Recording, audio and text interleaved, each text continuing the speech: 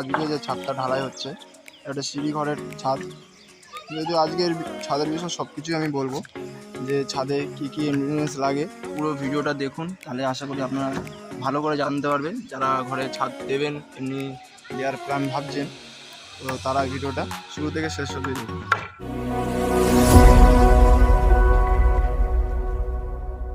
তো বন্ধুরা, আপনাদের এখানে জানিয়ে দিচ্ছি, এখানে যে কাঠটা মারা হয়েছে এটি দু সাইড দিয়ে মারা হয়েছে, এক সাইড দিয়ে না। আর এখানে যে ব্রেকগুলো মারা হচ্ছে কাঠের ওপর, এগুলো সব 2 ইঞ্চি ব্রেক। তো বেসিক্যালি 2 ইঞ্চি ব্রেক দিয়েই ছাদ ঢালাইয়ের যে কাঠগুলো হয় সেগুলো করা হয়। আর এখানে যে পিলারের গ্যাপগুলো দেওয়া হচ্ছে 250 বাই 250, যে গ্যাপটা আছে বেসিক্যালি এটাই হয় সব জায়গায়, 250 বাই 250। তো এগুলো ঘরের ক্ষেত্রে, ফ্ল্যাটের ক্ষেত্রে এতে বড় হয়, কিন্তু ঘরের ক্ষেত্রে এটা বেশ সাইজ। তো এখানে কাঠ দুদিক দিয়ে মারা আছে। নিচেও আমি গিয়ে দেখাবো আপনাদের কীভাবে কাঠ নিচে বাঁশ দিয়ে মারা আছে। তো উপর দিয়ে দেখে নিন। তো এই যে বেসটা তৈরি করা, এটা খুবই সলিডভাবে তৈরি করান, কারণ এর ওপর কংক্রিটের প্রচুর ওয়েট পড়ে।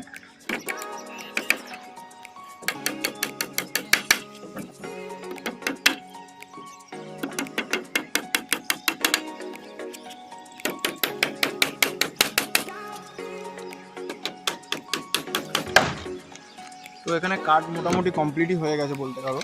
তো এরপর এখানে প্লাস্টিক চাপানো হবে, তারপর রডের খাঁচা বাঁধা হবে, তারপর গিয়ে ঢালাই হবে। তো খুবই লং প্রসেস।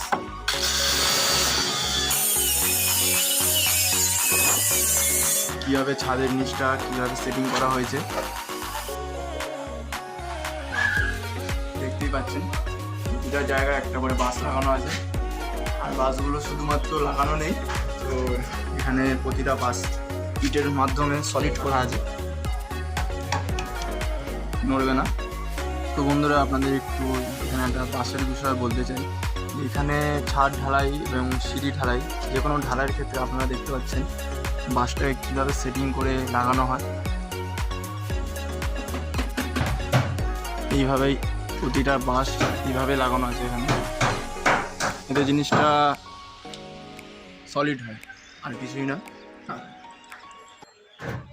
প্রতিটা জায়গায় মিনিমাম 50 টাকা উপরে একটা ঘরে বাঁশ দেওয়া আছে, বাঁশের সাপোর্ট আছে, খুব সলিডভাবে সাপোর্টগুলো দেওয়া আছে। তো বন্ধুরা, এখানে দেখতেই পাচ্ছ কত রিস্কি কাজ ছাদ ঢালাই দেওয়া। যেহেতু 3 তলা ছাদ, তাই একটু রিস্কি আছে।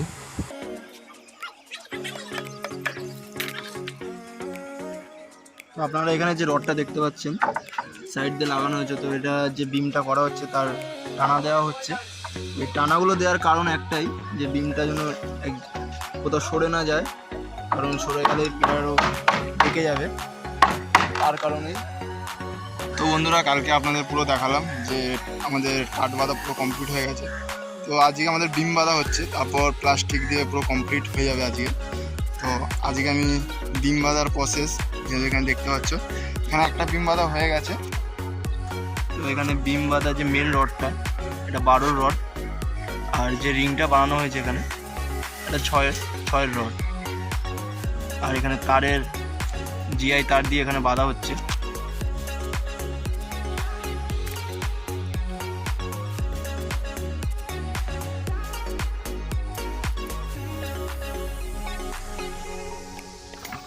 রিংগুলো বানানো হয়েছে, এটাও হাতে বানানো হয়েছে। তো এটা দেখাবো কীভাবে বানিয়েছে হাতে। তো এই যে রিংগুলো সব বাঁধা হয়ে গেলে আর মোটামুটি সব কটা খাঁচা হয়ে যাওয়ার পর প্রতিটা গ্যাপে প্লাস্টিক দেওয়া হবে। প্রতিটা গ্যাপ বলতে ছাদের ওপর থেকে শুরু করে পুরো জায়গাটায় পাতলা প্লাস্টিকের একটা লেয়ার দিয়ে তারপর এগুলো সব ফিটিং করা হবে, তারপর গিয়ে ঢালাই। তো আপনাদের এখানে দেখাচ্ছি বিমে যে রড রিংগুলো বাঁধা হয়, দেখাচ্ছি কীভাবে হয়। এই রিং আমি ঘন্টায় 100 পিসের ওপরে করতে পারি। বাবা, হাতেই? হ্যাঁ, হাতেই করতে পারি।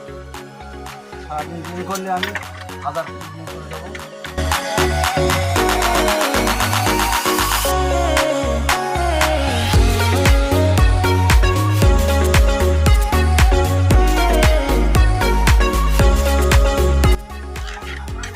এইটা এটা টাইট, এই যে হাতে যেটা আছে। হ্যাঁ, তো এখানে রিং মোটামুটি বিম বাঁধা আমাদের কমপ্লিট হয়ে এসছে। দেখতেই পাচ্ছ দুটো মিস্ত্রি আবার লেগে গেছে রিং বাঁধতে, আরো তাড়াতাড়ি হয়ে যাচ্ছে।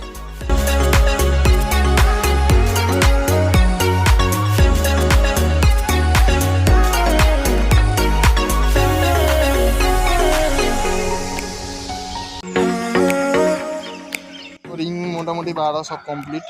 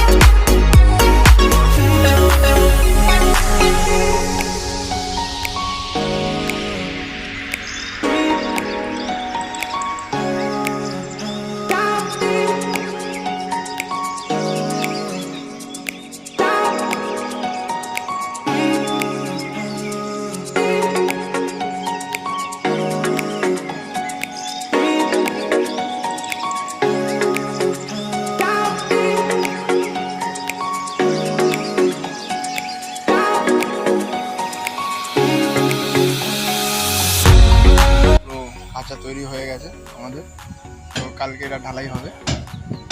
তো আশা করি আপনারা দেখে বুঝে গেছেন যে ঢালাই দেওয়ার জন্য কী কী জিনিস লাগে, কী মেটেরিয়ালস, কোনটা কী হবে, সম্পূর্ণ আমি মোটামুটি জানিয়ে নিতে পেরেছি। আশা করি আপনারা যেটা বোঝাতে পারিনি আপনারা কমেন্ট করুন।